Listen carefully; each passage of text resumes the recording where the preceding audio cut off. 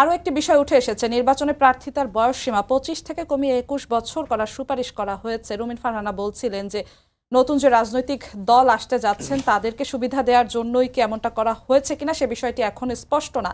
আপনার কি মনে হয় 21 বছর বয়সের এই সিদ্ধান্তটা কেন নেওয়া হয়েছে এবং 21 বছর বয়সটা যথাযথ কিনা সংসদে প্রতিনিধিত্ব করার জন্য? এখন এই আন্দোলনে যেহেতু ছাত্র এবং তরুণদের একটা অগ্রণী ভূমিকা ছিল, সাহসী ভূমিকা ছিল এবং স্বাভাবিকভাবেই বলা চলে যে আপনার সিনিয়র রাজনীতিবিদদের বা রাজনৈতিক লিডারশিপের ব্যর্থতা ছিল, যার ফলে গত 17 বছরে যে গণতন্ত্রের জন্য লড়াই হয়েছে সেখানে সফলতা পাওয়া যায়নি।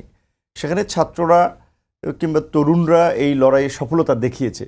স্বাভাবিকভাবেই এরকম একটা গণ অভ্যুত্থানের পরে কিংবা বিপ্লবের পরে যারা বিপ্লবের নেতৃত্ব দেয় তাদের একটা প্রভাব সব ক্ষেত্রে রাষ্ট্র ব্যবস্থা থেকে শুরু করে শাসন ব্যবস্থায় থাকে। হতে পারে যে এই সময়ের বিশেষ করে এই সাহসী তরুণদেরকে সুযোগ করে দেওয়ার জন্য আপনার সংসদ সদস্য হিসেবে বয়স 21 করা হয়েছে, কিন্তু এটা আমি মনে করি যৌক্তিক। 21 বছর 18 বছর বয়সে যেহেতু প্রাপ্তবয়স্ক নাগরিক হিসেবে সে ভোট দানের অধিকার পায়, তাহলে সে আমার মতে 18 বছরই সে যদি ভোট দানের অধিকার পায় তাহলে সংসদ সদস্য কেন হতে পারবে না? আপনি যদি ওই বাইন্ডিং দিয়ে দেন যে 25 বছর লাগবে, তাহলে আপনি ভোটও 25 বছর করে দেন, কারণ ভোটের মাধ্যমেই তো আপনার জনপ্রতিনিধি, সেটা সংসদ থেকে শুরু করে অন্যান্য জনপ্রতিনিধিরা নির্বাচিত হয়। সেক্ষেত্রে আমি এটা অযৌক্তিক দেখি না। তবে বাস্তবতা হচ্ছে যে যেমন বর্তমানে তো আছে যে সংসদ সদস্যদের সর্বনিম্ন বয়স 25, কিন্তু 350 সংসদ সদস্যের মধ্যে 25 জন সংসদ সদস্য নাই যাদের বয়স 25।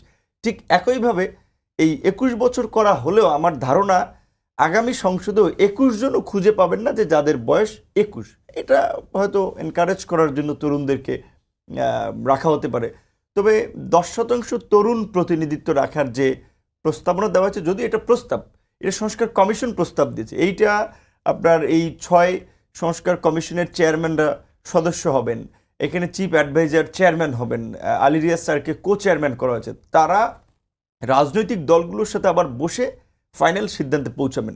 তো এই 10% তরুণ এখন বিভিন্ন রাজনৈতিক দল তার পার্টির স্ট্যান্ড থেকে সে কাকে ট্রাস্টেড মনে করে কিংবা কাকে জনসম্পৃক্ত মনে করে তাকে সে মনোনয়ন দেবে, সেইখানের বাইন্ডিংসটা আমি যৌক্তিক মনে করি না। যে 10% তরুণ আপনি কিভাবে ভাগ করবেন সেটা আপনি নির্ধারণ করে দিতে পারবেন। আর এখন যে তরুণদেরকে নিয়ে আপনি খুব আশাবাদী, খুব উচ্ছ্বসিত, সেই তরুণদের তো আমরা বিপরীত কিছু দেখতে পারি, কারণ ইতিহাসে একসময় যারা হিরো থাকে আবার সময়ের পরিবর্তনে তারা ভিলেনে পরিণত হয়। সেটা মুক্তিযুদ্ধের সময় থেকে 75-এর ঘটনা আমরা দেখেছি।